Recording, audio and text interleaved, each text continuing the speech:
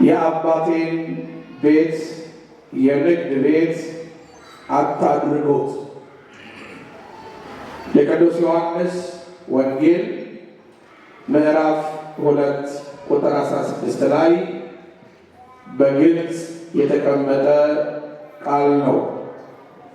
ይህንን የተናገረው ራሱ ባለቤቱ ወልደ አብ ወልደ ማርያም መድኃኒታችን ኢየሱስ ክርስቶስ ነው። የአባቴን ቤት የንግድ ቤት አታድርጉት። ዛሬ በቤተ ክርስቲያናችን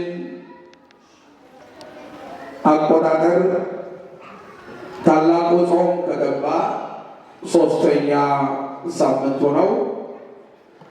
ምኩራብ ይባላል። ምኩራብ ማለት የጸሎት ቤት ማለት ነው። ወደ 48 የሚሆኑ የጸሎት ቤቶች በነበሩበት ሰዓት ይህ ምኩራብ የተሰኘው የጸሎት ቤት እንደ ዛሬው ቤተ መቅደስ ቅዱስ ያሬድ ቀምሮ አባቶቻችን አዘጋጅተው ለቤተ ክርስቲያን ዜማ ሰርተውለት ቤተ ክርስቲያን የምትመራበትን አስቀምጠዋል። የዛሬው መዝሙር ቦአ ኢየሱስ ምኩራበ አይሁድ ወመሐረ ቃለ ሃይማኖት።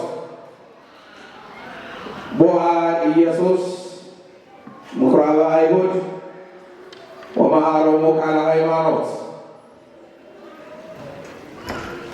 ቤተ ክርስቲያናችን ሙሉ ናት፣ ስንዱ ናት ስንል እንዲሁ አይደለም። ወደ ቤተ ክርስቲያን ወደ ቤተ እግዚአብሔር መጥቶ ጥያቄ ይዞ መጥቶ መልስ ያላገኘ የለም። በሕይወቱም ቢሆን ለሕሊናውም ቢሆን ዛሬ ምኩራብ ነው። በዚህ በምኩራብ ውስጥ የተደረገውን ትልቅ ተአምራት እናያለን። ይህ የወንጌል ክፍል ጌታችን አምላካችን መድኃኒታችን ኢየሱስ ክርስቶስ በቃና ገሊላ ወይም በገሊላ ቃና ተአምራት ባደረገበት ሰዓት የተደረገ ድንቅ ሥራ ነው። እንዲህ ይላል ከቁጥር 12 ቅድም ካህኑ ሲያነቦት እንደነበረው አባታችን ከዚህ በኋላ ይላል። ከምን በኋላ? በገሊላ ቃና ክብሩንም ተገለጠ፣ ደቀ መዛሙርቱም በእርሱ እንዳመኑ ካየ በኋላ ማለት ነው። ከእናቱና ከወንድሞቹ ከደቀ መዛሙርቱም ጋር ወደ ቅፍርናሆም ሄደ ይላል። በዚያም ጥቂት ተቀመጠ። ለ12 ቀን ያክል በቅፍርናሆም ተቀምጧል። ከዚያ የመጀመሪያው ፋሲካ ቀን ስለደረሰ ወደ ኢየሩሳሌም ተመለሰ። የተወደዳቸው ክርስቲያኖች በማስተዋል ስሙ። እነዚያ ትንንሾቹ የጸሎት ቤቶች በቅፍርናሆም ያሉት የጸሎት ቤቶች ከነዚያ 12 ቀን ያህል ተቀምጦ የፋሲካ የመጀመሪያው ፋሲካ በዓል በሚከበርበት ወቅት ወደ ኢየሩሳሌም ከእናቱ ጋር ከደቀ መዛሙርቱ ጋር ተመለሰ። በጣም የሚገርመው ነገር ግን ወደ ቤተ መቅደሱ በገባ ጊዜ ወደ ምኩራቡ ወደ ትልቁ መቅደስ ወደ ትልቁ ምኩራብ በገባ ጊዜ ያየው የተመለከተው ነገር ትክክል አልነበረም። ክርስቲያኖች የእግዚአብሔር ቤተ መቅደሶች እኛ ነን። እኛን በአርአያው በአምሳሉ የሰራን ያሳመረን ያበጀን ከምድር አፈር የሰራን የሕይወትን እስትንፋስ እፍ ያለብን ሕያው ፍጥረቶች ያደረገን እርሱን እንድንመስል አድርጎ የሰራ በምድር ላይ ያለን ሰዎች ሰውነታችን ቤተ መቅደስ ነው። ምናችን ቤተ መቅደስ ነው? ተናገሩ። ምናችን ቤተ መቅደስ ነው? ሰውነታችን የእግዚአብሔር ቤተ መቅደስ ነው። የእግዚአብሔርን ቤተ መቅደስ ማሳደፍ አይገባም። የእግዚአብሔርን ቤተ መቅደስ በንጽህና መጠበቅ ተገቢ ነው። የእግዚአብሔርን ቤተ መቅደስ ማቆሸሽ አይገባም። እግዚአብሔር እንዲያድርበት ንጹሕ አድርጎ መጠበቅ ግን ይገባል። ለምን? የሰራን ክብሩን እንድንወርስ ስለሆነ፣ በቅድስና እንድንኖር ስለሆነ። ወደ ቤተ መቅደሱ ሲገባ የተመለከተው ነገር እጅግ ልዩ ነገር ነበረ። በቤተ መቅደስ በምኩራቡ ይደረጋል ተብሎ የማይታሰብ ሥጋዊ ነገር በሙሉ ከቤተ እግዚአብሔር ውጪ የሚደረጉት ንግዶች ያንን በቤተ መቅደስ ውስጥ ሲደረግ ተመለከተ። ርግብ ሻጮች በጉንም ከብቱንም ሌላውንም ሲሸጡ ብቻ ሳይሆን ለዋጮችም ነበሩ ይላል። ሲሸጡ ሲለውጡ አገኛቸው። አዎ እግዚአብሔር ይቆጣል። የእግዚአብሔር ልጆች ባካችሁ ወደ ልባችን እንመለስ። የሞላ የተረፈላቸው ሰዎች፣ በምድር ላይ በሀብት በንብረት የተንቆጣቆጣችሁ ሰዎች፣ ይሄ ቀርቷችኋል የማትባሉ ሰዎች እንኳን አበዛላችሁ፣ እንኳን ሞላችሁ፣ እንኳን በረከቱን አደላችሁ። ነገር ግን ወደ ልባችሁ ልትመለሱ ያስፈልጋል። በንግድ ዓለም የተሰማራችሁ የትና ምን ማድረግ እንዳለባችሁ ማሰብ አለባችሁ። እግዚአብሔር እንዳይቆጣ በተለይ በቤተ መቅደስ ውስጥ የሚደረግ በቤተ እግዚአብሔር ቤት ውስጥ የሚደረግ ማንኛውም አገልግሎት ጥንቃቄ ያሻዋል። ማንኛውም አገልግሎት ከቃሉ ጋር ናችሁ? እየሰማችሁ ነው? ማንኛውም አገልግሎት ጥንቃቄ ያስፈልገዋል። በቂም በበቀል የሚመጣበት ቤት አይደለም። በተንኮል በክፋት የሚመጣበት ቤት አይደለም። በዓለም ውስጥ ስናደርጋቸው የነበሩ ነገሮችን በቤተ እግዚአብሔር ልናደርግ የምንመጣበት ቤት አይደለም። እግዚአብሔር የሚከብርበት ቤት ነው። እንደምታውቁት እኛ የተሰራ ነው ስሙን ለመቀደስ ክብሩን ለመውረስ። ሁላችሁም በሉ ስሙን ለመቀደስ አትናገሩ። ምኑን ለመውረስ? ስሙን ለመቀደስ ምኑን ለመውረስ?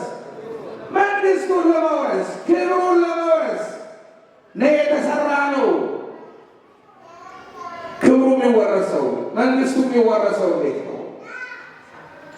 በንጹህ ልቦና ነው። ቤቱን በማክበር በቸልተኝነት አይደለም። ከኋላ ብዙ ነገሮችን ተሸክሞ መጥቶ አይደለም።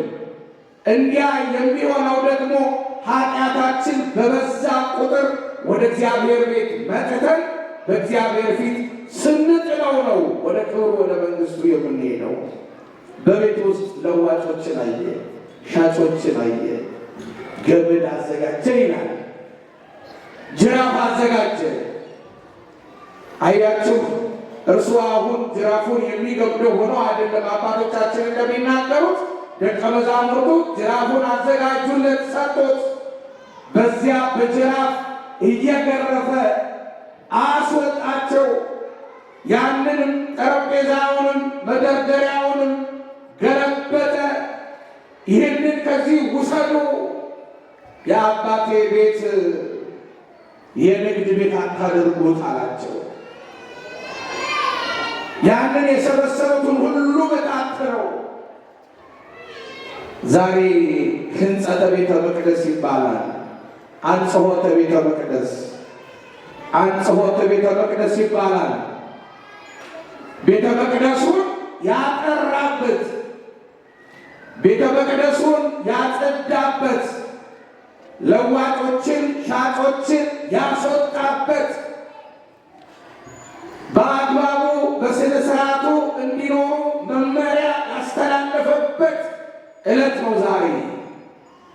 በቤተ ክርስቲያን ውስጥ ሆነው ክርስቲያኖች መስለው ካህናት መስለው ነገር ግን በእግዚአብሔር የማያምኑ ጊዜያዊ ጥቅሙን ብቻ የሚመለከቱ በየሚዲያዎች ላይ የምናያቸው ግማሾቻቸው ነበርን የሚሉ የኋላ ታሪካቸው የማይታወቅም የሚታወቅም ነገር ግን ዛሬም ካባውን ለብሰው ዛሬም ቀሚሱን ለብሰው ዛሬም በገዳም እየሄዱ የእግዚአብሔር ቤትን የሚያቆሽሹ እግዚአብሔርን ስሙን የሚያስነሱ መሳዮች አሉ።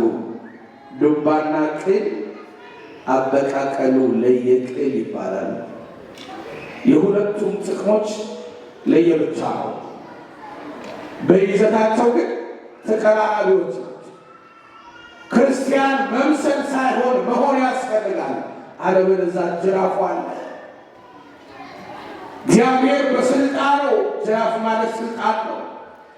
እግዚአብሔር በስልጣኑ ይማታል። ከቤተ መቅደሱ ያስወጣል፣ ከክብር ያጎላል። እንዲህ ተብሎ ተጽፏል። አያችሁ፣ እግዚአብሔር የማይሰሙትን የማይከተሉትን በሕጉ በትእዛዙ የማይጓዙትን ከቤቱ እንዳስወጣቸው በግልጽ አይተናል፣ ተመልክተናል። ጅራፍ አለው እግዚአብሔር፣ ስልጣን አለው እግዚአብሔር። በቤቱ ውስጥ የሚቀልዱትን መሸጫ መለወጫ ያደረጉትን ገርፎ አስወጣቸው። እንዳንገረፍ ከቤቱ እንዳንወጣ ትክክል ያልሆነውን ነገር በቤተ መቅደስ ውስጥ ከመስራት ልንቆጠብ ያስፈልጋል። ሁላችንም፣ እናንተ ላይ ብቻ አይደለም። ይሄንን ሲያደርግ ተመለከቱት። ለምንድን ነው በምን ስልጣን ነው እንደዚህ ብታደርገው አሉት። ይገርማችኋል። ይህንን ቤተ መቅደስ አፍርሱት። አሁን የማሳያችሁን ነገር ብቻ ሳይሆን ከተቻለም ይህን ቤተ መቅደስ አፍርሱት አላቸው። በ3 ቀን እሰራዋለሁ፣ በ3 ቀን አነሳዋለሁ አላቸው። ይገርማል። ይህ ቤተ መቅደስ አሉት 46 ዓመት የፈጀ ቤተ መቅደስ ነው አሉት። ስንት ዓመት? ስንት ዓመት? 46 ዓመት የፈጀ ቤተ መቅደስ። በህሊናችሁ አሰባችሁት ምን አይነት ቤተ መቅደስ እንደሆነ? 46 ዓመት በሙሉ የፈጀ ቤተ መቅደስ ነው አሉት። በመሰረቱ ይህ ቤተ መቅደስ ሲሰራ እስራኤላውያን በባቢሎን ምርኮ ዘመን እንደው ወደ ሀገራችን በሰላም ከተመለስን፣ አስተውሉ፣ በሰላም ከተመለስን ለእኛ ለራሳችን ጎጆ እንቀልስ አንልም። ይሙላን፣ ይድላን፣ እንቅላ፣ እንወፍር፣ ይመቸን አንልም። መጀመሪያ የእግዚአብሔርን ቤት እንሰራለን ብለው ቃል ገብተው ነበረ። እግዚአብሔር ደግሞ የነገሩትን አይረሳም፣ የለመኑትን አይነሳም። እዚህ ጋር የምጠይቃችሁ ጥያቄ ስላለ የህይወት ጥያቄ አዳምጡ። በነፃነት ከተመለሱ በኋላ የገቡትን ቃል ረሱት። ምን አሉት? ምን አሉት? ስንት ነገር ረስታችኋል እናንተ።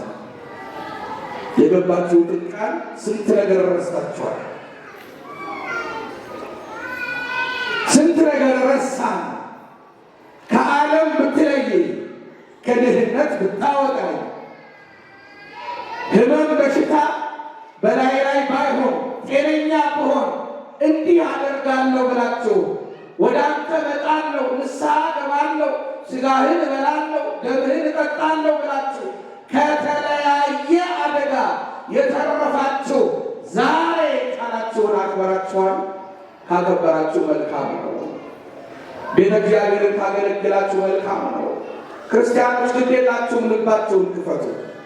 የሚነገረው የእግዚአብሔር ቃል ነው። የሚናገረው ደግሞ እግዚአብሔር ነው። በተደጋጋሚ ሲነገር እንሰማለን። እነዚህ እስራኤላውያን ረሱት። ዘሩባቤልን ጠየቃቸው። ዘሩባቤል እንዲህ ብላችሁ በእኔም በእግዚአብሔር ፊትም ቃል ገብታችሁ ነበርና አሁን ቤተ መቅደሱን መስራት አለብን አላቸው። ምኑን መስራት አለብን? ቤተ መቅደሱን መስራት አለብን። አይ መጀመሪያ መቀመጫችንን ነው፣ እሱ ይደርሳል አሉትና ከእግዚአብሔር ቤት የነሱ ቤት አስቀደሙ። 1 ዓመት ጠበቃቸው።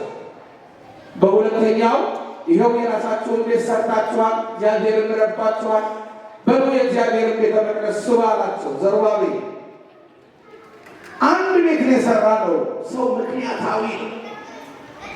ንስሐ ግቡ ምክንያት፣ ዳኑ ምክንያት፣ ቤቱን ስሩ ምክንያት፣ ሥጋው ደግሞ ተቀበሉ ምክንያት።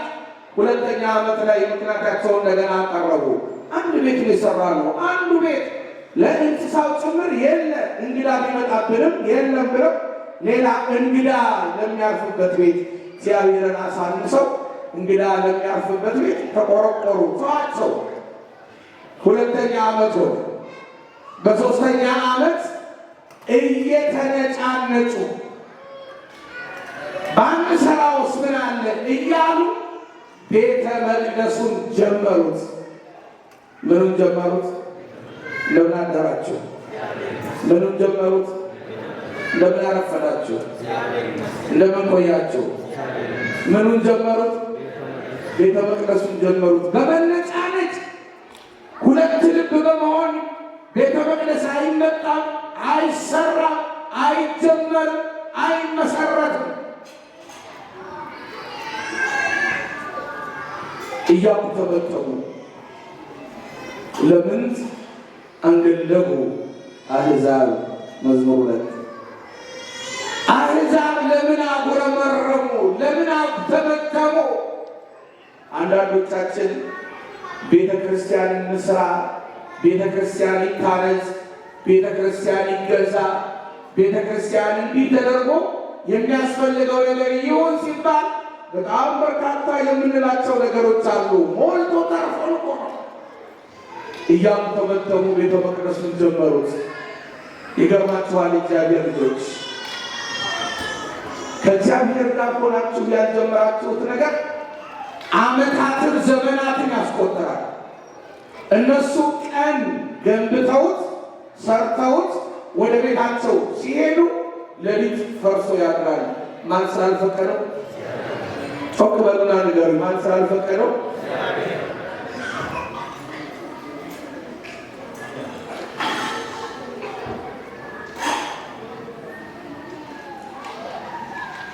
ወላጆች ለዚህ ኃላፊነት አትወስዱ። ይሄ እኮ ቤተ እግዚአብሔር ነው።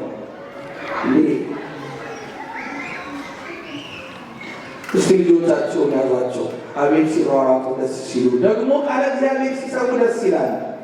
ከእግራችሁ ስራ አድርጓቸው፣ ግድ የላችሁም። በዚሁ አጋጣሚ